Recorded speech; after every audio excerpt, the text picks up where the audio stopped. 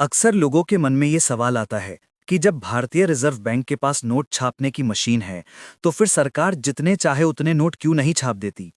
अगर सरकार हर किसी को करोड़ों रुपए बांट दे, तो हर कोई अमीर हो जाएगा, गरीबी खत्म हो जाएगी, बेरोजगारी भी नहीं रहेगी। ये सोचने में जितना अच्छा लगता है, असलियत इससे बिल्कुल अलग और खतरनाक होती है। असल में नोट छापना जितना आसान दिखता है, उससे जुड़ी आर्थिक काम उतनी ही मुश्किल होते हैं। कई देशों ने ये गलती की है और परिणाम बहुत ही खतरनाक रहे हैं। अर्थव्यवस्था बर्बाद हो गई, नोट का मूल्य मिट्टी जैसा हो गया और लोग खाने तक को कर्जदार हो गए।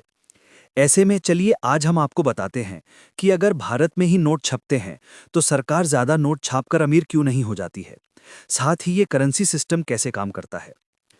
ज्यादा नोट छापकर अमीर क्यों नहीं हो जाती है सरकार। सरकार के पास नोट छापने की ताकत जरूर होती है, लेकिन इसका मतलब ये नहीं कि वो जितनी मर्जी हो उतनी करेंसी छाप सकती है। पैसे छापना सिर्फ एक कागज पर स्याही लगाने का काम नहीं है। इसके पीछे एक पूरी आर्थिक सोच और सिस्टम काम करता है। अगर सरकार हर गरीब को 1 करोड़ रुपए दे दे, तो इससे देश की चीजों की कीमतें बेकाबू हो जाएंगी। इसका कारण है कि पैसे बढ़ेंगे लेकिन चीजें नहीं बढ़ेंगी। पैसा सिर्फ एक कागज का टुकड़ा है, लेकिन उसकी वैल्यू इसलिए है क्योंकि सरकार उस पैसे की गारंटी देती है।